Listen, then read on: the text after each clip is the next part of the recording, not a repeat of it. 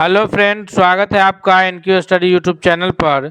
Bihar DElEd प्रवेश परीक्षा 2025 से संबंधित या दूसरा प्रैक्टिस सेट लेकर के आए हैं, जिसमें हम लोग हिंदी से 25 महत्वपूर्ण प्रश्न, विज्ञान से 20 महत्वपूर्ण प्रश्न और सोशल साइंस से 20 महत्वपूर्ण प्रश्न, टोटल सभी प्रश्नों को एक एक करके उसके उत्तर के व्याख्या के साथ देखेंगे, जो आपके परीक्षा के दृष्टि से लाभकारी साबित होगा। आइए एक एक करके चलते हैं, हम महत्वपूर्ण प्रश्नों को देखते हैं। उत्पत्ति के आधार पर शब्द के कितने भेद होते हैं। यहाँ पर उत्पत्ति का आधार पूछा जा रहा है, तो कहाँ से शब्द उत्पन्न होते हैं। तो उत्पत्ति के आधार पर जो शब्द के भेदों की संख्या है वो कुल 4 शब्द के भेद हैं, जिसमें से तत्सम, तद्भव, देशज और विदेशज, ये 4 शब्द आते हैं जो उत्पत्ति के आधार पर शब्द के 4 प्रमुख भेद है या 4 प्रमुख प्रकार है, उसमें यह जाने जाते हैं। यानी इस प्रश्न का ऑप्शन नंबर बी सबसे सही जवाब होगा। अगला है कि संस्कृत में ऐसे शब्द जिसे हम ज्यों का त्यों प्रयोग में लाते हैं वह शब्द क्या कहलाता है। तो चूंकि यहाँ पर हम हिंदी व्याकरण में ये पढ़ रहे हैं कि ऐसे शब्द जो मतलब उत्पत्ति के आधार पर शब्द के बारे में देख रहे हैं, तो उत्पत्ति के आधार पर 4 प्रकार के शब्द माना गया है। एक तत्सम, तद्भव, देशज और विदेशज। तो उत्पत्ति जो शब्द संस्कृत भाषा से, चूँकि हिंदी से पुरानी भाषा संस्कृत है और हिंदी से संस्कृत से ही हिंदी भाषा का जन्म हुआ है, तो जो शब्द संस्कृत के शब्द हैं उसे हूबहू संस्कृत के शब्द को ज्यों का त्यों या हूबहू हम जब हिंदी में प्रयोग करना शुरू करते हैं तो वे सारे शब्द जो हैं तत्सम शब्द कहलाते हैं। अर्थात ऑप्शन नंबर ए इस दूसरा का सबसे सही जवाब के रूप में उत्तर जाना जाएगा। नेक्स्ट प्रश्न है क्वेश्चन नंबर तीसरा है कि नीचे दिए गए विकल्पों में से तद्भव शब्द का चयन कीजिए।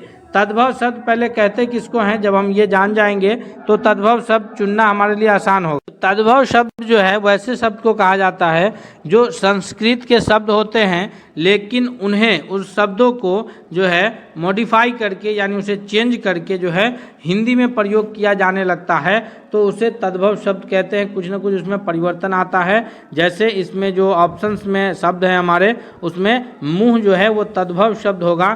फिर आप कहिएगा कि बैंक क्यों नहीं होगा, तो वो हम आगे इसमें जब आप पूरा वीडियो देखेंगे तो आपका वो कन्फ्यूजन दूर हो जाएगा। आइए थोड़ा सा हम लोग डेफिनेशन और उदाहरण को देखते हुए फिर प्रश्नों को भी हल करेंगे, क्योंकि हम इस सेट में जो है आपको डेफिनेशन यानी परिभाषा भी बताएंगे और उस पर प्रश्न भी आपसे कराएंगे। हम भी करें, उसका आंसर आप हमसे पहले कीजिएगा, तब जा करके जो है तैयारी अपनी बेहतर हो जाएगी। जैसे तत्सम शब्द की डेफिनेशन क्या है कि तत्सम शब्द संस्कृत भाषा, ये कहाँ से लिया गया है, संस्कृत भाषा के 2 शब्द तत् और सम से मिलकर बना है। तत् का अर्थ होता है तत् का अर्थ है उसके और सम का अर्थ है समान, यानी उसके समान।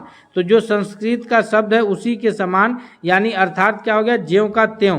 तो जिन शब्दों को संस्कृत से, मेन डिफिनेशन जो परिभाषा इसका यहाँ से है कि जिन शब्द को संस्कृत से बिना किसी परिवर्तन के ले लिया जाता है उसे तत्सम शब्द कहते हैं। यहाँ से मेन परिभाषा हुआ कि जिन शब्द को संस्कृत के बिना किसी परिवर्तन के यानी उसमें बिना कोई चेंज किए जो शब्द संस्कृत भाषा में लिखा जाता है, उसी शब्द को जब हम हिंदी भाषा में लिखना शुरू करते हैं तो वे सारे शब्द जो है तत्सम कहलाते हैं। जैसे अग्नि, ये आग के लिए अगर हम हिंदी में अग्नि लिख रहे हैं तो वो ऐसा नहीं कि गलत हो जाएगा, वो हिंदी में भी अग्नि पढ़ा जाएगा, लेकिन वो अग्नि क्या रहेगा, वो तत्सम शब्द रहेगा। आम के लिए आम्र, अमूल्य, चंद्र, क्षेत्र, अज्ञान, अंधकार आदि, ये सारे जो शब्द हैं ये सभी संस्कृत में प्रयुक्त होने वाले शब्द हैं और इसको हम लोग हूबहू बिना इसमें कोई परिवर्तन किए हुए सीधा इसका प्रयोग हिंदी में कर देते हैं। तो ये सारे शब्द जो है तत्सम शब्द कहलाते हैं। अब नेक्स्ट है कि तद्भव। तो तद्भव किसको कहेंगे कि तत्सम शब्दों में समय और परिस्थिति के कारण, यानी कुछ भी जो भी परिस्थिति रही हो और जो भी समय के हिसाब से जो परिस्थिति रही हो उसके कारण अगर उसमें कुछ परिवर्तन हो, उस परिवर्तन होने के बाद जो नया शब्द बनता है वही शब्द कहलाता है तद्भव। इन शब्दों की यात्रा संस्कृत से आरंभ होकर पाली, प्राकृत और अपभ्रंश भाषाओं के प्रभाव से होकर गुजरी चली आ रही है। यानी जैसे अगर हम लोग इसका देखें कि मुख जो है यह संस्कृत का शब्द है, उसके लिए हिंदी में मुंह इस्तेमाल होना शुरू हुआ। ग्राम जो है यह संस्कृत का शब्द है ग्राम, और इसके लिए हिंदी में गांव लिखना शुरू हुआ। दुग्ध जो है यह संस्कृत का शब्द है और हिंदी में इसके लिए दूध लिखना शुरू हुआ। भ्रातृ जो है यह संस्कृत का शब्द है, हिंदी में अब इसे भाई लिखना शुरू हुआ। तो ये जो सारे शब्द आए कौन कौन, मुख, गांव, दूध, भाई, जिस शब्द के लिए संस्कृत में कोई और शब्द यूज हो रहा है और उस शब्द का हिंदी में कोई और शब्द यूज हो रहा है, तो ये सारे शब्द जो है तद्भव शब्द कहलाएंगे। क्योंकि मुंह का संस्कृत मुख होता है, गांव के संस्कृत में ग्राम लिखा जाता है, लेकिन हम हिंदी में गांव लिखते हैं। तो हालांकि ये सारे शब्द लिए संस्कृत से ही गए हैं। कहाँ से लिए गए हैं, संस्कृत से ही लिए गए हैं, लेकिन हम इसे हूबहू न लिख करके जो है परिस्थिति के अनुसार बदल करके अब मुख को मुंह लिखने लगे, ग्राम को गांव लिखने लगे, दुग्ध को दूध लिखने लगे। तो ये सारे शब्द जो है तद्भव शब्द कहलाएंगे। नेक्स्ट है देशज। देशज किसको कहते हैं, तो देशज का मतलब ही है देशी, यानी अपना स्थानीय, अपने देश में उपजा हुआ। तो वे शब्द जो स्थानीय भाषा से निकलते हैं होते हैं, ये देश के विभिन्न बोलियों से लिए जाते हैं। यानी जो आम बोलचाल की भाषा में हम लोग जिस शब्द का प्रयोग करते हैं, और उसे ही अगर हम हिंदी साहित्य में यानी हिंदी भाषा में जब लिखना शुरू कर देते हैं ना, तो वो शब्द जो है देशज शब्द के अंतर्गत आ जाते हैं। जैसे मान लीजिए कि ये सारे शब्द जैसे लोटा है, जो हम लोग पानी वानी रखने के लिए लोटा इस्तेमाल करते हैं, कटोरा है, डोंगा है, डिबिया है जो अंधकार दूर करने के लिए बनाते हैं, खिचड़ी है, खिड़की है, पगड़ी है, चिड़िया है, जूता है, तेंदुआ है, फुनगी है, किसी पेड़ के जो सबसे ऊंची चोटी होती है उसको हम लोग फुनगी कह देते हैं, कलाई है। तो ये जो सारे शब्द हैं जो हम लोग आम बोलचाल की भाषा में क्षेत्रीय स्तर पे अगर हम किसी ये को पेड़ की चोटी कहें तो कोई समझ पाएगा, लेकिन हम उसको ये कहें कि फुनगी, तो हो सकता है कि हमारे इलाका के अतिरिक्त ये दूसरे इलाका के लोग शायद नहीं समझ पाएँ, या हिंदी भाषा वाले इलाका के अतिरिक्त अगर दक्षिण भारत की अन्य भाषाओं वाले राज्य की बात करें तो वो फुनगी शब्द को नहीं समझ पाएंगे। क्यों नहीं समझेंगे, क्योंकि उनके लिए जो है वर्ड है वो दूसरा वर्ड है। लेकिन हम लोग आम बोलचाल की भाषा से लेकर के इसे सीधा हिंदी में लिखना शुरू कर दिए, तो ये इस प्रकार के जितने भी शब्द हैं वो सारे शब्द क्या कहलाते हैं, देशज शब्द कहलाते हैं। यानी देश के, चूँकि अपने देश की अगर बात की जाए भारत की, तो यहाँ जो है भारतीय संविधान में ही 22 भाषाओं को दर्जा प्राप्त है, और हर राज्यों की अलग अलग राजभाषाएं हैं। तो इस हिसाब से और लगभग 1600 के आसपास यहाँ बोलियाँ बोली जाती है। अब नेक्स्ट है विदेशज शब्द है। विदेशज शब्द किसको कहेंगे, तो विदेशज शब्द से ही यहाँ पर क्लियर हो रहा है कि ये विदेश का शब्द होगा, यानी अपने भाषा का इसमें कोई योगदान नहीं होगा। तो ऐसे शब्द जो विदेशों से लिए गए हों और इन शब्दों का प्रयोग हिंदी में बहुतायत किया जाता है, उसे विदेशज शब्द कहते हैं। विदेशी शब्द अरबी, फारसी, तुर्की, अंग्रेजी इत्यादि भाषाओं से लिया जा सकता है। जैसे अगर बात किया जाए फ़कीर, तो फ़कीर जो है यह उर्दू भाषा का ये है, तो यहाँ पर इसका इस्तेमाल हिंदी में भी अब हम लोग करते हैं फ़कीर, तो ये फारसी भाषा से फ़कीर लिया गया। चश्मा है, डॉक्टर है, डॉक्टर अंग्रेजी भाषा DOCTOR से सीधा हम लोग हिंदी में डॉक्टर लिखना शुरू कर दिए। टीचर को हिंदी में ही टीचर लिख दिए। इस प्रकार से जब हम लोग टीचर को टीचर लिख देते हैं, तो ये सारे शब्द जो अंग्रेजी के शब्द हैं, डॉक्टर हैं, टीचर है, इंजीनियर हैं, एक्टर हैं, इस सब को हम जब इंग्लिश को सीधा हिंदी में लिख देते हैं, बल्कि टीचर की जगह पे अध्यापक लिखे या डॉक्टर की जगह पे चिकित्सक लिखे, तो फिर वहाँ पर जो है वो शब्द अलग होगा। लेकिन डॉक्टर को सीधा हिंदी में डॉक्टर लिखे, टीचर को सीधा हिंदी में टीचर लिखे, तो इस प्रकार के जो शब्द लिखे जाते हैं और आजकल भाषा में ये सारे शब्द प्रयोग हो रहे हैं, तो इन्हीं शब्दों को विदेशज शब्द कहा जाता है। तो आइए कुछ और प्रश्न इस पर हम करके देखते हैं कि विदेशज शब्द में यानी तत्सम, तद्भव और देशज विदेशज पर किस प्रकार के प्रश्न बनेंगे जो परीक्षा की दृष्टि से लाभकारी होगा। तो अगला क्वेश्चन है कि निम्न में से कौन सा तत्सम शब्द है। तो अब बताइए, अब उद्गम है, खेत है, कोर्ट है, अजीब है। तो यहाँ पर अजीब जो है उर्दू भाषा का शब्द है, जो ये विदेशज शब्द हो जाएगा। कोर्ट जो है यह अंग्रेजी भाषा का शब्द है, यह भी विदेशज शब्द हो जाएगा। खेत, अपने आम बोलचाल की भाषा में हम लोग खेत को प्रयोग करते हैं, देशज शब्द हो जाएगा। तो उद्गम जो है यानी आरंभ जहाँ से शुरू होता है, जिसके लिए उद्गम शब्द इस्तेमाल संस्कृत में होता है, और उद्गम हूबहू हम हिंदी में उसका इस्तेमाल कर रहे हैं, तो उद्गम शब्द क्या हो जाएगा? उद्गम शब्द जो है वह तत्सम हो जाएगा। ऑप्शन नंबर चौथा का ए सबसे सही जवाब होगा। नेक्स्ट सवाल है कि अपील शब्द कौन सा है, यानी अपील तत्सम है, तद्भव है, देशज है या फिर विदेशज है? तो इस पांचवा के लिए क्या हो जाएगा? अपील जो है यह अंग्रेजी भाषा का शब्द है। अपील का मतलब होता है कि फिर से किसी बात को लेकर के बात रखना, तो ये विदेशज शब्द हो जाएगा, यानी ऑप्शन नंबर डी हो जाएगा। दोस्तों हम आपको बता दें कि इसमें जो है हम आपके लिए यानी जो उत्पत्ति के आधार पर भाषा के शब्द के जो 4 रूप हैं, तत्सम, तद्भव, देशज, विदेशज, उसको भी कवर कर रहे हैं, और रूढ़, यौगिक, यौगरूढ़ को भी आगे कवर करेंगे इसी वीडियो में। तो हम आपसे रिक्वेस्ट करेंगे कि आप अंत तक बने रहिएगा। साथ ही साथ आपसे यह भी रिक्वेस्ट है कि यदि आप हमारे चैनल पर नए हैं, अब तक सब्सक्राइब नहीं किया है, तो प्लीज़ आप सब्सक्राइब करके बेल आइकन को दबा लीजिए। और अगर किसी भी टॉपिक पर हिंदी व्याकरण में आपको किसी भी प्रकार का कोई क्वेश्चन है या कोई वीडियो चाहिए, तो आप कमेंट करके हमें बता सकते हैं। सवाल है कि मगही शब्द क्या है, यानी मगही शब्द जो है वो तत्सम, तद्भव, देशज, विदेशज में से कौन सा है? तो इसका जो सही जवाब होगा 6ठा नंबर प्रश्न के लिए वह हो जाएगा ऑप्शन नंबर बी, कि यह तद्भव शब्द है, यानी संस्कृत में मगधी लिखा जाता है, अब उसे मगही जो है हम हिंदी में लिखते हैं, तो ये तत्सम शब्द हो गया, तद्भव हो गया। आगे है कि संधि शब्द क्या है? संधि का अर्थ होता है एक मिलन, यानी एक दूसरे से मेल मिलाप करना। तो यहाँ पर संधि जो है यह संस्कृत से लिया गया शब्द है, सीधा हिंदी भाषा में इसका प्रयोग कर रहे हैं, तो यह तत्सम शब्द हो जाएगा, यानी ऑप्शन नंबर ए इसका सही जवाब हो जाएगा। क्वेश्चन नंबर 8वां है कि लोटा शब्द है। तो लोटा शब्द तो हम लोग आम बोलचाल की भाषा में जो पानी रखने, पीने या फिर मतलब के लिए इस्तेमाल करते हैं, तो वो लोटा शब्द का प्रयोग किया जाता है। तो इसके लिए ऑप्शन नंबर सी सही हो जाएगा, क्योंकि यह हम लोग की क्षेत्रीय भाषा बोली का लिया गया शब्द है, यानी यह देशज शब्द हुआ। नेक्स्ट सवाल की ओर बढ़ते हैं। सवाल है कि निम्न में से तत्सम शब्द का चयन कीजिए। तत्सम शब्द कहते किसको हैं? तो तत्सम शब्द अभी हम लोग किए हैं कि जो संस्कृत से लिया गया शब्द है। तो हम देखेंगे बारात, वर्षा, हाथी, आयु, इसमें से कौन सा शब्द है? तो यहाँ पर ध्यान से देखिए, तो वर्षा जो है यह संस्कृत से लिया गया शब्द है, जो कि तत्सम शब्द कहलाएगा। अगर हम लोग बारिश कहें, तो बारिश जो है यह उर्दू का शब्द है, तो विदेशज शब्द हो जाएगा। तो इस प्रकार जो है तत्सम, तद्भव से हम लोग चयन उसको अलग अलग कर सकते हैं। नेक्स्ट है कि नीचे दिए गए विकल्पों में से हमें तद्भव शब्द को चुनना है। तो यहाँ पर बैंक जो है यह तो विदेशज शब्द हो जाएगा, तो यहाँ पर तद्भव क्या हो जाएगा? मुंह, ऑप्शन नंबर बी इसका सबसे करेक्ट आंसर हो जाएगा। अब है मजिस्ट्रेट शब्द क्या है? तो मजिस्ट्रेट जो है यह बोलने से ही स्पष्ट हो रहा है कि यह जो शब्द है यह अंग्रेजी भाषा का शब्द है। मजिस्ट्रेट का मतलब हो गया कि न्यायाधीश जिसको कहते हैं। तो यहाँ पर क्या हो जाएगा?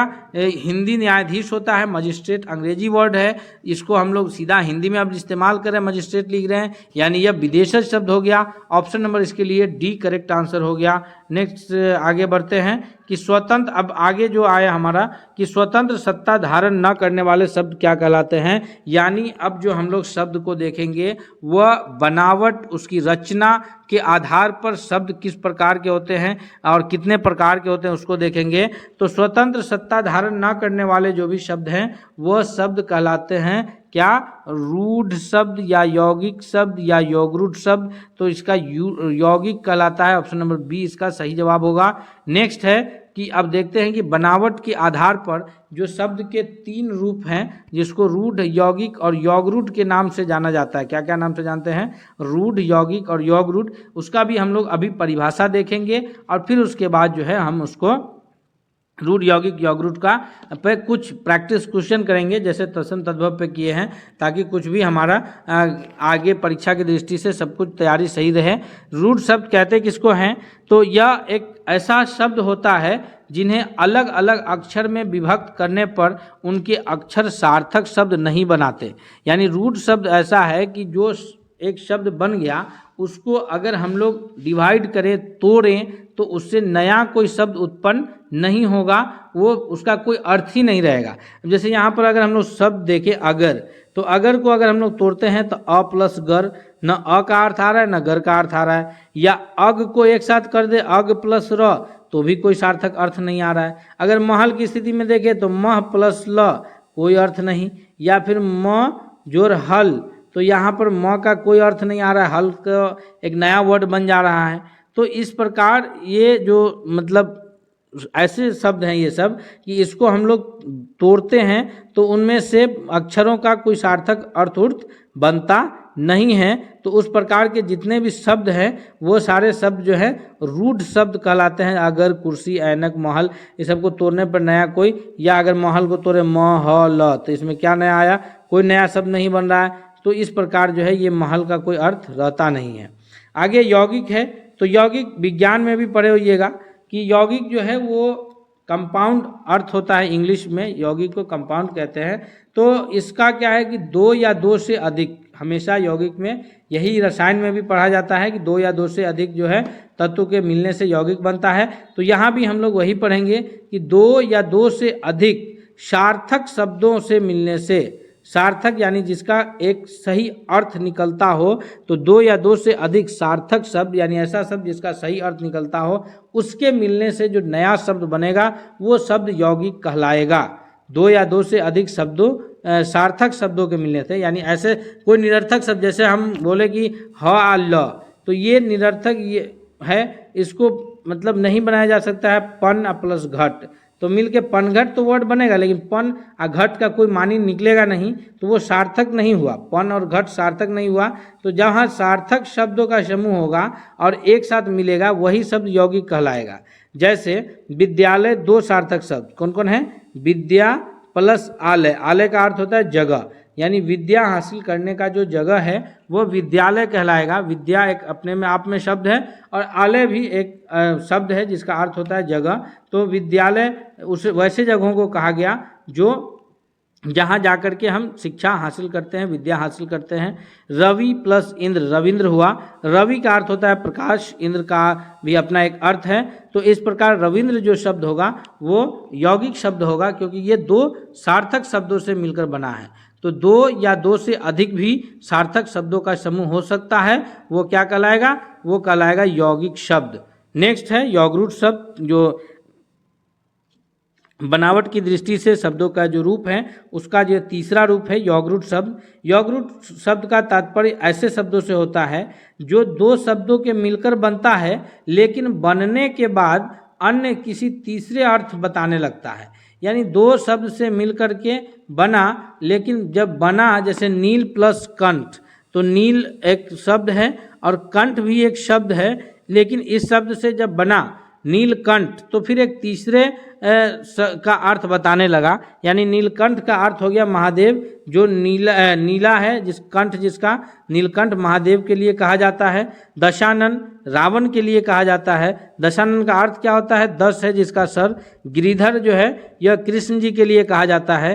पर्वत को जो धारण करते हैं, गिरिधर, गिरि माने होता है पहाड़, पर्वत, तो गिरिधर यानी पर्वत को धारण करने वाला। लंबोदर यानी लंबा है पेट जिसका, यह गणेश जी के लिए आता है। त्रिनेत्र, 3 नेत्र हैं जिसके, यह शिव जी के लिए आता है। तो इस प्रकार यानी ये जो सारे शब्द हैं, नीलकंठ, दशानन, गिरिधर, लंबोदर, त्रिनेत्र, ये सारे शब्द दो सार्थक शब्दों के समूह से बना है। लेकिन जब ये शब्द बने हैं तो इसका अर्थ ही बिल्कुल चेंज हो गया। तो इस प्रकार जो है ये सारे शब्द जो है यौगरूट शब्द कहलाएंगे। हम दोस्तों इस पर भी कुछ प्रश्न को करते हैं ताकि कोई कन्फ्यूजन आपका बाकी नहीं रहे, इसलिए हम आपसे रिक्वेस्ट करते हैं बार बार कि यदि आप हमारे चैनल पर नए हैं तो सब्सक्राइब जरूर कर लीजिएगा और वीडियो पसंद आए तो लाइक करना नहीं भूलिएगा। सवाल है कि निम्न में से कौन रूढ़ शब्द है, यानी हमको ऐसे शब्द को खोजना है कि जिसको हम अलग अलग करेंगे तो उसका कोई सार्थक अर्थ बचेगा नहीं। तो इसमें वाचनालय है, समतल है, सम प्लस तल अलग अलग हो सकता है, विद्यालय हो सकता है। लेकिन पशु एक ऐसा शब्द है जिसको अलग करेंगे तो प प्लस शु, इसका कोई अर्थ बनेगा ही नहीं। तो पशु शब्द जो है वो रूढ़ शब्द क्या कहलाएगा, ऑप्शन नंबर डी सही जवाब हो जाएगा। क्वेश्चन नंबर 14 है कि शब्द रचना के आधार पर बताइए कि कौन सा शब्द यौगरूढ़ है, यानी पवित्र, पाक साफ वाला, कुशल, विनिमय, जलज।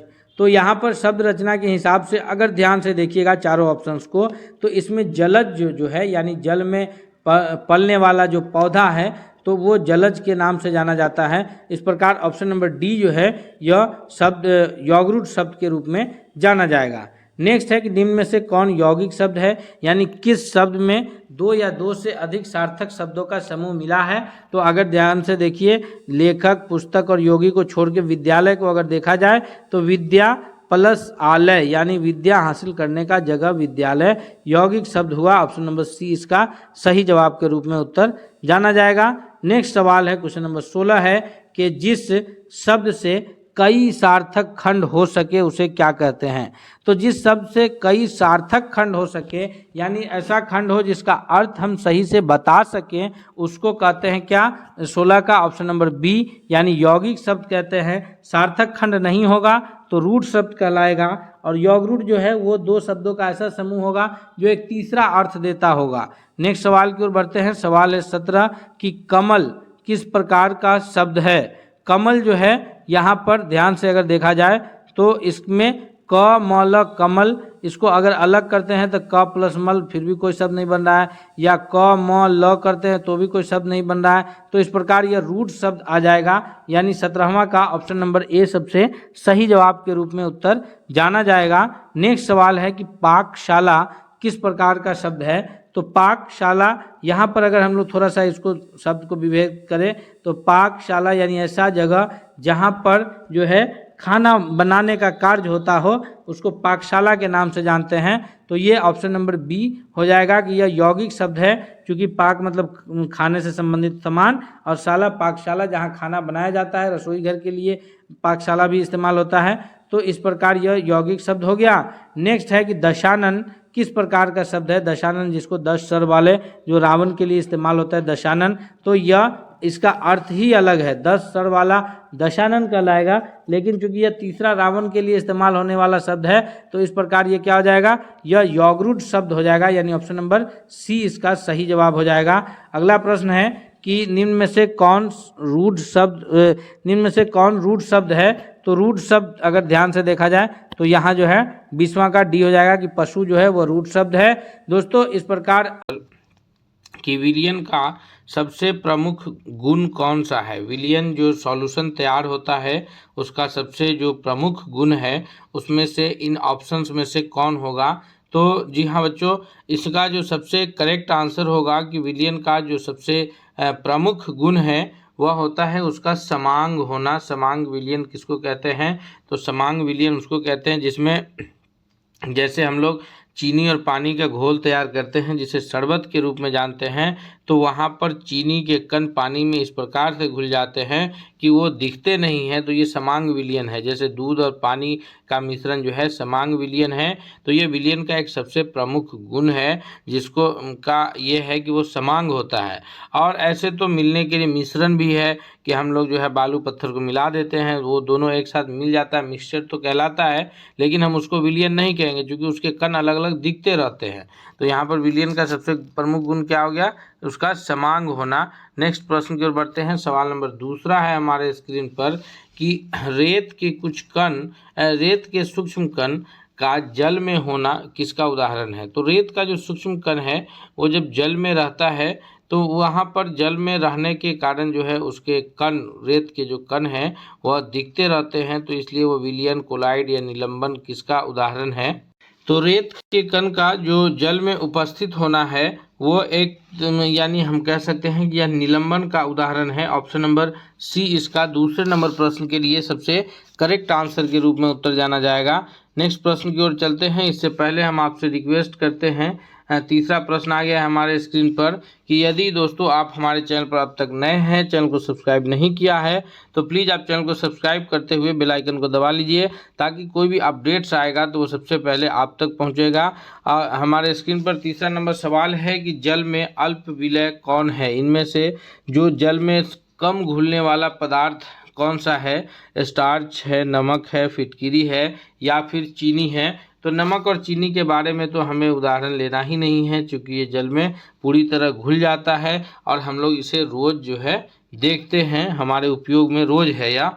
तो यहाँ पर तीसरा जो अब हम प्रश्न के लिए ऑप्शन बचते हैं स्टार्च और फिटकिरी, तो इसमें से जो सबसे करेक्ट आंसर होगा वो ऑप्शन नंबर ए हो जाएगा कि जल में अल्प विलय जो है वो स्टार्च है। नेक्स्ट प्रश्न की ओर बढ़ते हैं। सवाल है चौथा कि द्विअंगी यानी बाइनरी विलयन में कितने पदार्थ होते हैं। तो बाइनरी अंग्रेजी का शब्द है, बाई का अर्थ होता है दो, तो यहाँ पर द्विअंगी हिंदी में भी लिखा है, द्विअंगी विलयन जो भी होगा उसमें दो मतलब दो पदार्थों का वह विलयन होगा। ऑप्शन नंबर ए, चौथा नंबर प्रश्न के लिए ऑप्शन नंबर ए जो है सबसे करेक्ट आंसर के रूप में उत्तर जाना जाएगा। नेक्स्ट प्रश्न की ओर बढ़ते हैं। सवाल नंबर 5 है हमारे स्क्रीन पर कि चीनी के विलयन में चीनी की विलेयता किस बात पर निर्भर करती है, यानी चीनी किस विलयन में कितना अधिक मात्रा उसकी उसमें घुल पाएगी, यह बात इनमें से किस पर डिपेंड करती है। तो याद रखिएगा कि जो विलयन होता है यानी जो घोल है वो विलयन के नाम से जाना जाएगा। जो अपने अंदर पदार्थ को घुलाता है उसको विलय कहते हैं, और जो घुलता है वो विलायक कहलाता है। तो चीनी एक विलायक है और पानी विलेय है। तो चीनी की जो विलेयता है यानी घुलने की जो क्षमता है, अधिकतम चीनी जो घुल सकता है वह उस विलयन के तापक्रम पर डिपेंड करेगा। यानी अगर हम लोग विलयन का ताप बढ़ा देंगे तो उसके चीनी के घुलने की मात्रा जो है बढ़ जाएगी। इसीलिए देखिएगा कि हलवाई जो है जब ये तैयार करता है मिठाई के लिए या जलेबी बनाने के लिए, तो वहाँ पर वो क्या करता है कि पानी में जो चीनी घोलता है तो वह आग पर उसे गर्म करता है ताकि चीनी की जो अधिकतम मात्रा है वह वहाँ घुल सके। यही कारण है। तो हम ये कह सकते हैं कि चीनी की विलेयता जो है वो चीनी तापक्रम के बढ़ाने के कारण जो है बढ़ जाएगी। ऑप्शन नंबर बी इसका सबसे करेक्ट आंसर होगा। नेक्स्ट प्रश्न की ओर बढ़ते हैं। सवाल छठा है कि चीनी का अणुसूत्र क्या है। सबसे इजी सवाल है, आप लोग बहुत आसानी से इसका जवाब कर सकते हैं। चीनी का जो अणुसूत्र है उससे पहले हम लोग एक एक करके जानते चलते हैं, लेकिन दोस्तों आपसे रिक्वेस्ट है कि यदि आप हमसे पहले उत्तर कर पाते हैं तो आप कमेंट करके उत्तर ज़रूर बताइएगा ताकि पता चल सके कि तैयारी किस लेवल की चल रही है। चीनी का अणुसूत्र है इनमें से यहाँ पहला जो है वो NaCl है जिसको सोडियम क्लोराइड के नाम से जानते हैं, यह नमक का अणुसूत्र है। दूसरा कैल्शियम कार्बोनेट का अणुसूत्र है। तीसरा जो है यह ग्लूकोज किसका है, ग्लूकोज का अणुसूत्र है। और चौथा डी जो है यह हमारा चीनी का अणुसूत्र है। चीनी से टूट करके ग्लूकोज बनता है। दूसरा है कैल्शियम कार्बोनेट है CaCO3। पहला है NaCl नमक सोडियम क्लोराइड। दूसरा CaCO3 यानी कैल्शियम कार्बोनेट। तीसरा है C6H12O6 यह ग्लूकोज के रूप में जाना जाता है।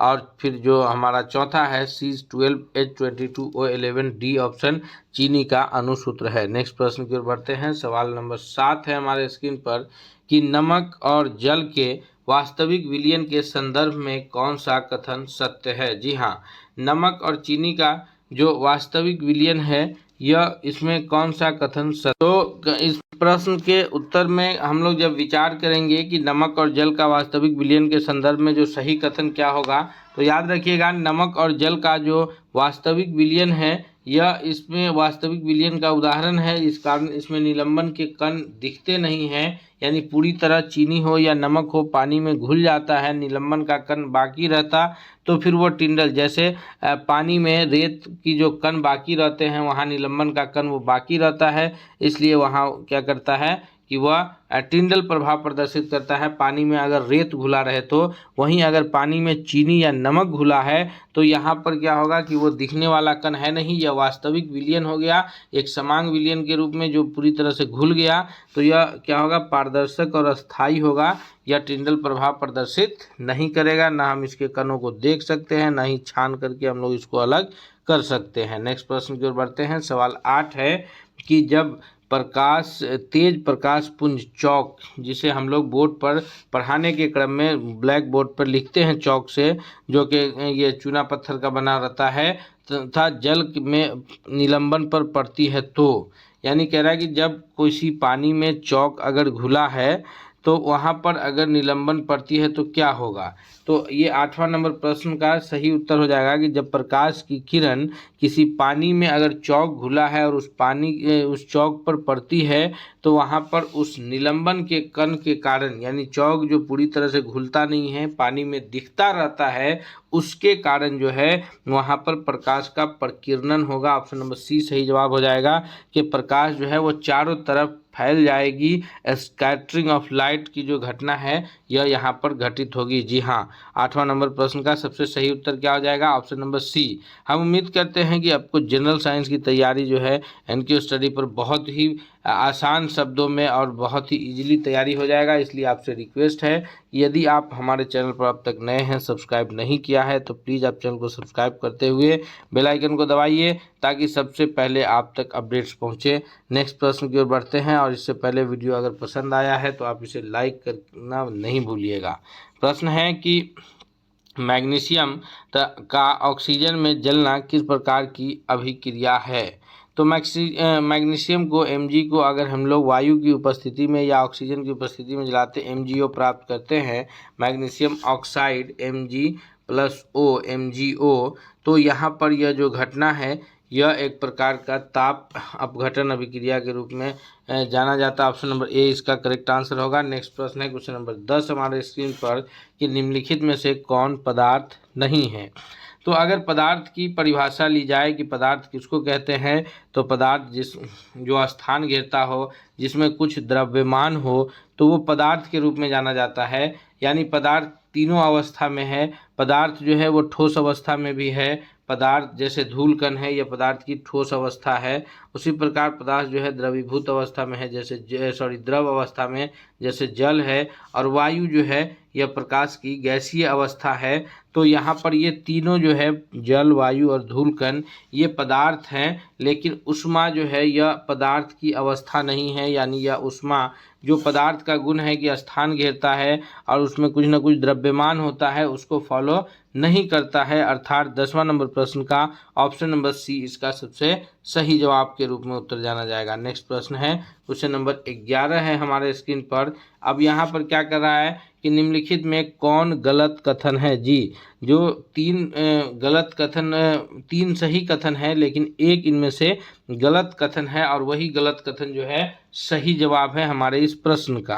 कह रहा है कि पदार्थ कणों का बना होता है। बिल्कुल सही जवाब है कि पदार्थ जो है वो छोटे छोटे कणों का बना होता है।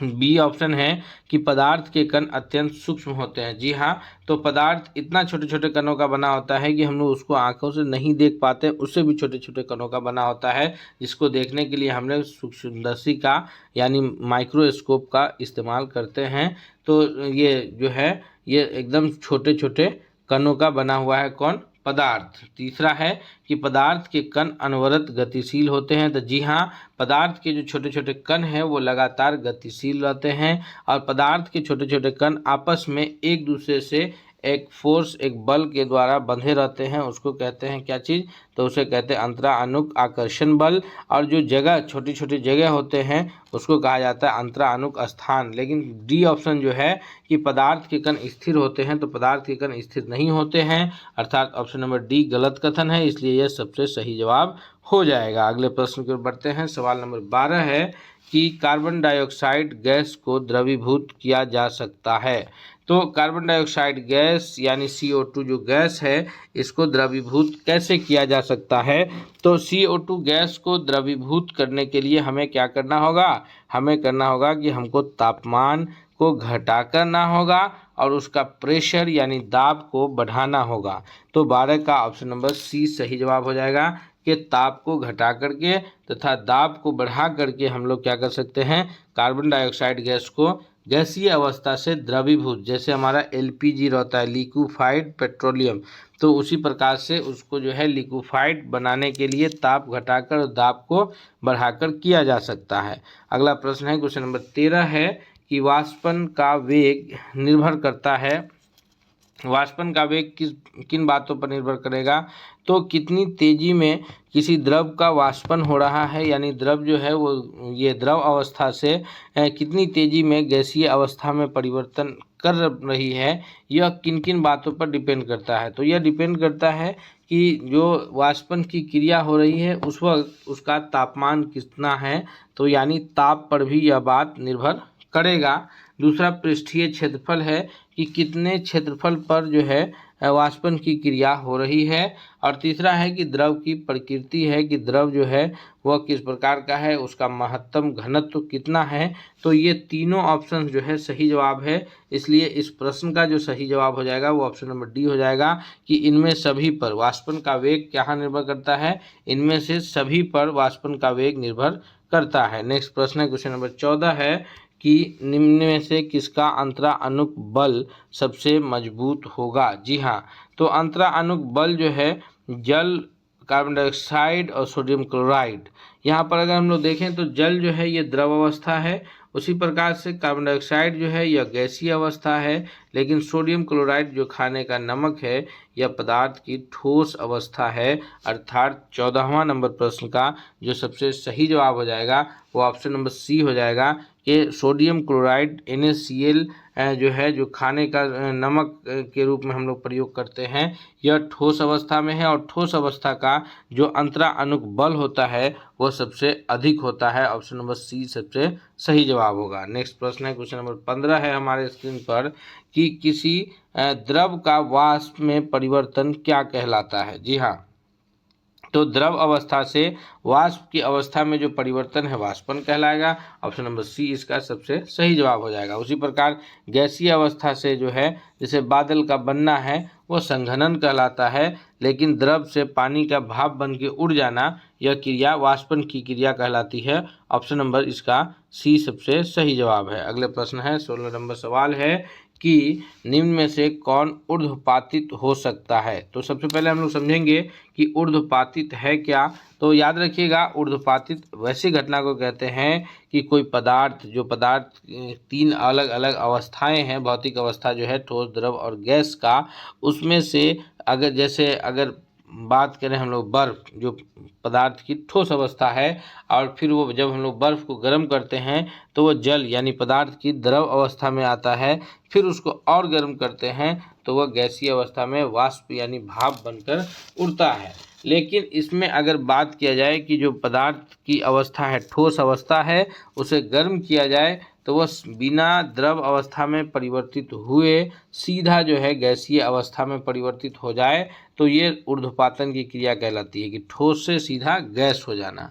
उसी प्रकार जब उसको संघनित करेंगे, ठंडा करेंगे, तो वह गैस से बिना द्रव बने हुए सीधा ठोस अवस्था में आ जाएगा, तो वो ऊर्ध्वपातन की क्रिया कहलाएगी। Option number B ammonia chloride जो है यह ऊर्ध्वपातित होने का उदाहरण है। अगला प्रश्न है 17 नंबर सवाल है हमारे स्क्रीन पर कि पदार्थ द्वारा अधिकृत स्थान क्या कहलाता है। तो पदार्थ जो स्थान अधिकृत करता है, जितना जगह वह लेता है, वह उसका द्रव्यमान घनत्व को नहीं बल्कि उसके आयतन को यानी उसके वॉल्यूम को, अंग्रेजी में क्या बोलेंगे, अंग्रेजी में कहेंगे वॉल्यूम को जो है वह प्रदर्शित करता है। ऑप्शन नंबर डी 17वां नंबर प्रश्न के लिए सबसे सही जवाब है। अगले प्रश्न की ओर बढ़ते हैं। सवाल 18 है कि 50 डिग्री सेंटीग्रेड का केल्विन स्केल में होता है। जी हाँ, तो 50 डिग्री सेंटीग्रेड कितना केल्विन के रूप में जाना जाएगा। तो इस 18वां नंबर प्रश्न के लिए जो सबसे सही जवाब होगा वो क्या होगा। तो याद रखिए, हम लोग 0 डिग्री सेंटीग्रेड बराबर क्या होता है, तो 273.15 केल्विन होता है। 0 डिग्री सेंटीग्रेड 273.15 केल्विन होता है। इसमें 50 और ऐड कर दीजिए तो कितना हो जाएगा, 0.15 तो रहेगा, 3 तो ये हो जाएगा 7 5 12 2 2 1 3 यानी 323.15 केल्विन। ऑप्शन नंबर ए 18वां नंबर प्रश्न के लिए सबसे सही जवाब हो जाएगा। हम लोग सभी महत्वपूर्ण प्रश्नों को आपको कवर करा रहे हैं ताकि जो प्रश्न आपकी नज़र से गुजरे वो परीक्षा में आने पर आपसे वापस नहीं जाना चाहिए। इसलिए आपसे रिक्वेस्ट है कि दोस्तों, अगर आप हमारे चैनल पर नए हैं, सब्सक्राइब नहीं किया है, तो प्लीज़ आप सब्सक्राइब करते हुए बेल आइकन को दबा लीजिए ताकि सबसे पहले अपडेट मिलेगा। और वीडियो पसंद आ रहा है तो इसे लाइक एक ज़रूर कीजिएगा और दोस्तों के बीच शेयर करना नहीं भूलिए। सवाल है कि जल है, पेट्रोल है, अल्कोहल है और ईथर है, इसमें वाष्पन के वेग का सही क्रम क्या होगा? यानी सबसे पहले कौन वाष्पित होगा, फिर उसके बाद कौन, फिर उसके बाद कौन, और सबसे अंतिम में वाष्पन की क्रिया किसमें होगी?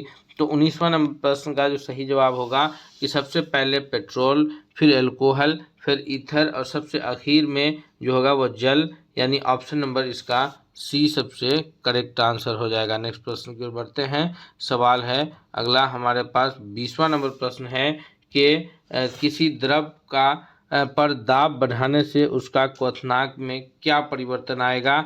तो किसी द्रव का अगर हम लोग दाब बढ़ाते हैं तो दाब बढ़ाने के कारण उसके क्वथनांक क्या होगा? बढ़ जाएगा, अर्थात ऑप्शन बी इसका सबसे सही जवाब होगा। दोस्तों हमने अभी 20 प्रश्न को विज्ञान से इसमें कवर किए हैं, जो आपके आने वाले एग्जाम्स में 20 में 20 नंबर दिलाने के लिए उपयुक्त साबित होगा। चलिए हम लोग मिलते हैं अगले सेट के साथ, तब तक के लिए कि राष्ट्रपति भारतीय संविधान के किस अनुच्छेद के तहत भारत के मुख्य न्यायाधीश के समक्ष शपथ ग्रहण करते हैं? इसका सही उत्तर क्या होगा? तो इस प्रश्न का सही उत्तर होगा पहला नंबर क्वेश्चन का कि ऑप्शन नंबर बी, यानी अनुच्छेद 60 के तहत जो है राष्ट्रपति महोदय ये न्यायाधीश के समक्ष, जो भारत के मुख्य न्यायाधीश होते हैं यानी सर्वोच्च न्यायालय के जो मुख्य न्यायाधीश होते हैं उनके समक्ष जो है शपथ ग्रहण करने का कार्य करते हैं। ऑप्शन बी इसका सबसे सही जवाब होगा। अगले प्रश्न की ओर बढ़ते हैं। सवाल नंबर दूसरा है हमारे स्क्रीन पर कि यदि राष्ट्रपति और उपराष्ट्रपति दोनों देश से बाहर हों तो उस स्थिति में उनके कार्यभार को कौन ग्रहण करता है?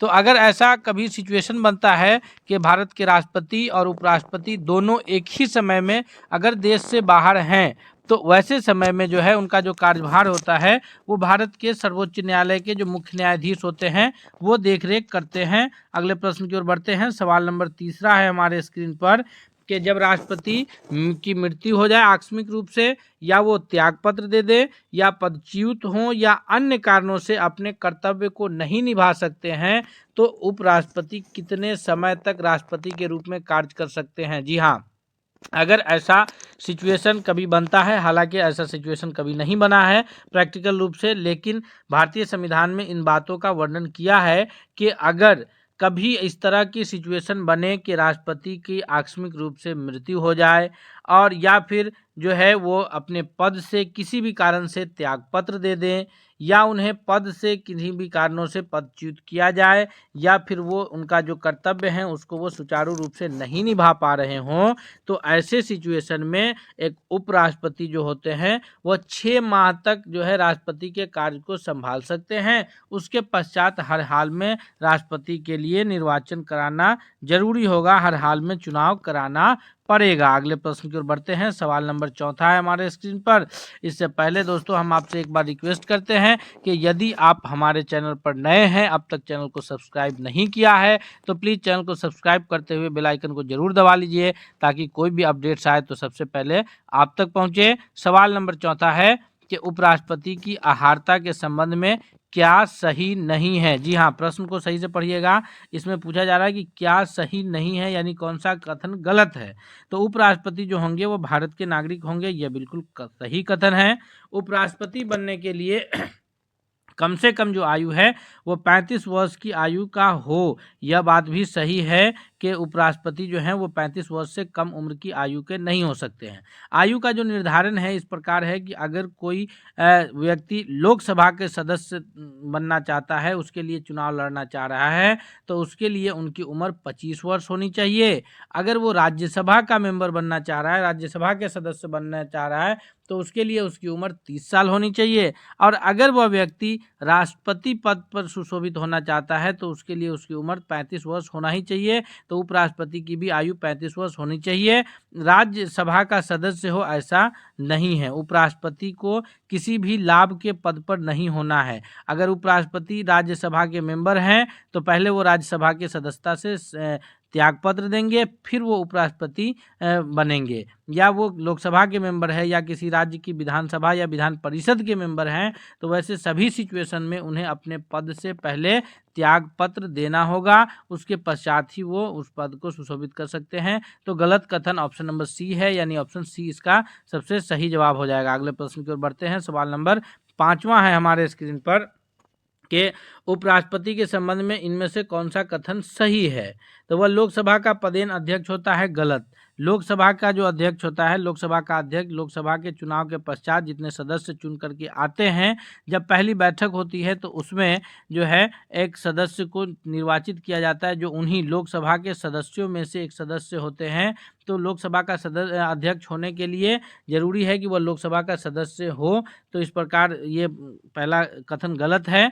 वो राज्यसभा का पदेन अध्यक्ष होता है, ये सही है कि जो उपराष्ट्रपति होते हैं वो राज्यसभा के पदेन अध्यक्ष होते हैं, यानी जब तक उपराष्ट्रपति पद पर वह रहेंगे तब तक वो राज्यसभा के अध्यक्ष या फिर सभापति के रूप में जाना जाता है कि वो सभापति कहलाएंगे। ऑप्शन बी इसका सबसे करेक्ट आंसर है। वह लोकसभा या लोक लेखा समिति का अध्यक्ष होता है, ये भी गलत है। भारतीय रेड क्रॉस सोसाइटी का पदेन अध्यक्ष होता है, यह भी गलत है। ऑप्शन बी इसका केवल सही उत्तर है। सवाल नंबर 6 है हमारे स्क्रीन पर, जो कि ज्योग्राफी से रिलेटेड प्रश्न है कि हिमालय पर्वत श्रृंखला इनमें से किसका उदाहरण है। भारत में जो अलग अलग प्रकार के पर्वत हैं, ज्वालामुखी पर्वत है या वलित पर्वत है, अवशिष्ट पर्वत है या फिर ब्लॉक माउंटेन है, तो इसमें जो 6 का सही उत्तर है वो ऑप्शन ए है कि हिमालय पर्वत जो है वह ये वलित पर्वत का उदाहरण है। 6 नंबर प्रश्न का सबसे सही उत्तर ऑप्शन नंबर ए के रूप में जाना जाएगा। अगले प्रश्न की ओर बढ़ते हैं। सवाल नंबर 7वां देखते हैं। 7वां सवाल है कि विश्व की में सबसे लंबी पर्वत श्रेणी कौन सी है। जी हाँ, विश्व की जो सबसे लंबी पर्वत श्रेणी है वह कौन सी पर्वत श्रेणी है। तो हिमालय नहीं है बल्कि एंडीज पर्वत श्रेणी जो है वो विश्व की सबसे लंबी पर्वत श्रेणी पूछ रहा है। सबसे ऊंची चोटी पूछा जाएगा तो वह हिमालय की चोटी होगा, लेकिन यहाँ पर सबसे लंबी पर्वत श्रेणी पूछा जा रहा है, इसलिए क्या होगा सही उत्तर ऑप्शन सी। दोस्तों सही उत्तर क्या होगा, ऑप्शन सी होगा। याद रखिएगा, हमारे साथ जब आप याद कीजिएगा तो प्रश्न आसानी से याद हो जाएगा। सवाल है कि एंडीज पर्वतमाला की सर्वोच्च चोटी है। जी हाँ, ये 8वां नंबर प्रश्न है हमारे स्क्रीन पर कि एंडीज पर्वतमाला की सर्वोच्च चोटी कौन है। तो इसका सही उत्तर क्या हो जाएगा, सही उत्तर के रूप में जाना जाएगा माउंट एकांकागुआ। ऑप्शन ए क्या जाना जाएगा, एकांकागुआ जो है यह सबसे ऊंची चोटी है एंडीज पर्वतमाला की, जो कि अमेरिका में या फिर हम इसे कह सकते हैं कि यह अमेरिका का सबसे ऊंचा पर्वत चोटी है और एशिया के बाहर ये सबसे ऊंचा पर्वत भी है। एक एशिया का तो सबसे ऊंचा पर्वत क्या हो जाएगा, वो तो दुनिया का सबसे ऊंचा पर्वत है जिसको हम लोग एवरेस्ट के नाम से जानते हैं। और एशिया के बाहर जो सबसे ऊंची पर्वत चोटी है वो एकांकागुआ है। इसकी ऊंचाई कितनी है तो 6961 मीटर जो है एंडीज पर्वतमाला की सर्वोच्च चोटी एकांकागुआ की ऊंचाई है, जो कि कहाँ दक्षिणी गोलार्ध में अमेरिका में पड़ता है। अगले प्रश्न की ओर बढ़ते हैं। सवाल नंबर 9वां है हमारे स्क्रीन पर कि वायुमंडल का सर्वाधिक अस्थायी तत्व कौन सा है। जी हाँ, प्रश्न में आप कंफ्यूज हो जाइएगा और गलत उत्तर करके आइएगा, क्योंकि आप जैसे ही सर्वाधिक देखिएगा और तत्व देखिएगा तो आप नाइट्रोजन को सही कर दीजिएगा, क्योंकि आपको याद है कि वायुमंडल में नाइट्रोजन 78% सबसे अधिक पाया जाता है। लेकिन बीच में अस्थायी शब्द घुसाया गया है कि ये प्रश्न को कॉम्प्लिकेटेड बनाया जा सके, ताकि आप एक प्रश्न का सही उत्तर जानते हुए भी गलत कराएं। तो यहाँ पर अस्थायी तत्व पूछा जा रहा है कि वायुमंडल का सर्वाधिक सबसे अधिक अस्थायी तत्व कौन सा है। तो वायुमंडल का जो सर्वाधिक अस्थायी तत्व है, परमानेंट स्टेबल जो है, वह है जलवाष्प के रूप में जाना जाता है। ऑप्शन डी इसका सबसे करेक्ट आंसर है। अगले प्रश्न की ओर बढ़ते हैं। सवाल नंबर 10 है हमारे स्क्रीन पर कि वायुमंडल मुख्यतः गर्म होता है। वायुमंडल क्यों गर्म होता है। तो दोस्तों 10वां नंबर प्रश्न का जो सही उत्तर होगा कि वायुमंडल के गर्म होने का जो कारण है वह पृथ्वी से विकिरण के कारण जो है, पृथ्वी से विकिरण के द्वारा वायुमंडल मुख्यतः गर्म हो जाता है। ऑप्शन बी इसका सबसे करेक्ट आंसर है। सवाल नंबर 11 है हमारे स्क्रीन पर कि निम्नलिखित में से कौन सा युग्म वायुमंडल की गैसों की बढ़ती मात्रा को प्रदर्शित करता है या दर्शाता है। तो वायुमंडल में गैसों के बढ़ते मात्रा को दर्शाना है।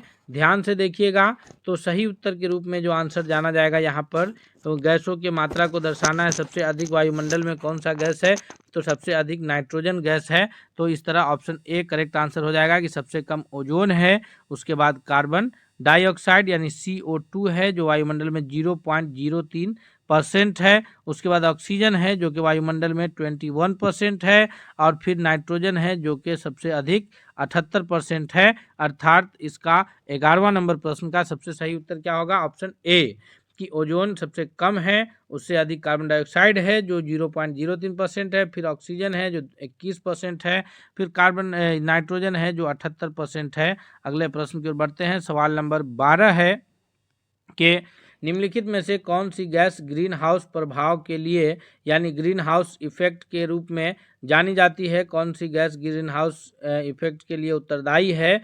क्लोरीन है, CO2 यानी कार्बन डाइऑक्साइड गैस, या फिर ऑक्सीजन, हाइड्रोजन? तो ऑक्सीजन तो होगा ही नहीं, क्योंकि ऑक्सीजन तो जो है वो श्वास वायु है, ऑक्सीजन के बिना तो जिंदगी ही संभव नहीं है।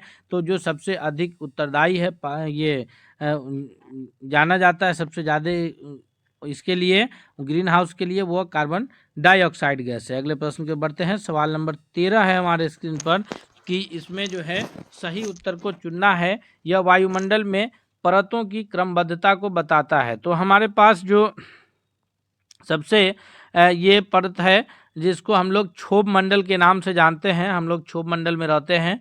क्षोभ मंडल को एक और नाम से जाना जाता है परिवर्तन मंडल, क्योंकि क्षोभ मंडल में ही मौसम का परिवर्तन होता है। सर्दी, गर्मी, बरसात जो है यह क्षोभ मंडल में ही आते हैं। तो मौसम का परिवर्तन कहाँ होता है? क्षोभ मंडल में होता है। अर्थात ये कहा जाना जाएगा कि परिवर्तन मंडल, समताप मंडल, फिर मध्य मंडल, आयन मंडल और फिर आयतन मंडल। ऑप्शन बी इसका सबसे करेक्ट आंसर हो जाएगा। जी हाँ, अगले प्रश्न की ओर बढ़ते हैं। सवाल नंबर 14 है कि किस ऋतु में क्षोभ मंडल की ऊंचाई में वृद्धि हो जाती है? क्षोभ मंडल अभी हम बोले हैं कि जो हम लोग के वायुमंडल का जो सबसे निचला परत है जिसमें हम लोग अभी निवास कर रहे हैं वह क्षोभ मंडल ही है। क्षोभ मंडल जो है ये ग्रीष्म ऋतु में, गर्मी के मौसम में इसकी परत जो है ऊंचाई में वृद्धि हो जाती है। अर्थात ऑप्शन बी करेक्ट आंसर होगा।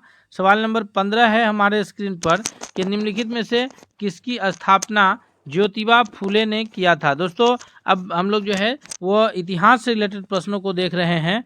यहाँ पर 15वां नंबर सवाल जो है वो इतिहास का एक महत्वपूर्ण सवाल है कि ज्योतिबा फूले के द्वारा जो है इनमें से दलित वर्ग मिशन समाज है, या सत्यशोधक समाज है, या बहुजन समाज है, इनमें से किसकी स्थापना जो है ज्योतिबा फूले के द्वारा किया गया है? तो वह है ऑप्शन ए कि सत्यशोधक समाज की स्थापना ज्योतिबा फूले के द्वारा किया गया था। सवाल नंबर 16 है कि किसने नारा दिया मानव के लिए एक धर्म, एक जाति, एक ईश्वर? यह नारा किनका है कि मानव के लिए एक धर्म, एक जात और एक ईश्वर? यह नारायण गुरु या ईवी रामास्वामी नायकर है, ज्योतिबा फूले हैं, या फिर राष्ट्रपिता महात्मा गांधी जी हैं? तो सही उत्तर ऑप्शन ए है कि श्री नारायण गुरु का यह कथन है कि मानव के लिए एक धर्म, एक जात और एक ईश्वर। सवाल नंबर 17 है जो कि महत्वपूर्ण प्रश्न है। बारदोली सत्याग्रह 1928 का नेतृत्व इनमें से किसने किया था? यह किसानों का एक बहुत ही अहम सफल सत्याग्रह था जो कि 1928 में हुआ था। बारदोली सत्याग्रह के नाम से हम लोग जानते हैं। इसका सफल नेतृत्व जो है यह सरदार वल्लभ भाई पटेल के द्वारा किया गया था, और यही सफल आंदोलन, सफल सत्याग्रह के वजह से वल्लभ भाई पटेल को सरदार की उपाधि मिली थी। जी हाँ, 17वां का ऑप्शन सी सबसे करेक्ट आंसर है। सवाल नंबर 18 है कि किस वायसराय के शासनकाल में पहला फैक्ट्री अधिनियम पारित किया? तो जिस वायसराय के शासनकाल में पहला फैक्ट्री अधिनियम पारित हुआ था यह एक बहुत महत्वपूर्ण ये है लॉर्ड रिपन का शासनकाल है। 1880 से 84 तक का शासनकाल है, और इसी में पहला कारखाना अधिनियम आया था, पहला जनगणना इसी में हुआ था। इससे पहले हालांकि लॉर्ड रिपन से पहले जो है लॉर्ड लिटन थे, और इनके शासनकाल में बहुत सारी ये था उसको रिपन ने ख़त्म किया था। रिपन को जो है ये स्थानीय शासन का मुख्य ये माना जाता है। 18वां का ऑप्शन सी सबसे करेक्ट आंसर है। सवाल नंबर 19 है हमारे स्क्रीन पर कि AITUC यानी अखिल भारतीय व्यापार संघ Congress, all India trade union Congress का प्रथम अध्यक्ष कौन थे? तो AITUC यानी all India trade union Congress के जो प्रथम अध्यक्ष हैं वो लाला लाजपत राय जी हैं। ऑप्शन डी इसका सबसे करेक्ट आंसर है। सवाल नंबर 20 है कि अखिल भारतीय किसान सभा के प्रथम सत्र की अध्यक्षता किसने की थी? तो दोस्तों इसका जो सही उत्तर होगा वो ऑप्शन नंबर ए स्वामी सहजानंद सरस्वती के द्वारा किया गया था, सबसे सही उत्तर है। इस प्रकार 20 महत्वपूर्ण प्रश्नों को अभी हम लोग इसमें कवर किए हैं, जो कि आने वाले परीक्षा की दृष्टि से बहुत लाभकारी साबित होने वाला है। इसलिए चलते चलते आपसे रिक्वेस्ट है कि अगर आप हमारे चैनल पर अब तक नए हैं, सब्सक्राइब नहीं किया है, तो प्लीज़ चैनल को सब्सक्राइब कर लीजिए। साथ ही साथ अगर यह वीडियो आपको पसंद आ रहा है तो दोस्तों के बीच शेयर कीजिए और अपना एक लाइक इस वीडियो को दीजिए। मिलते हैं हम अगले सेट के साथ बहुत जल्द, तब तक के लिए बहुत बहुत धन्यवाद।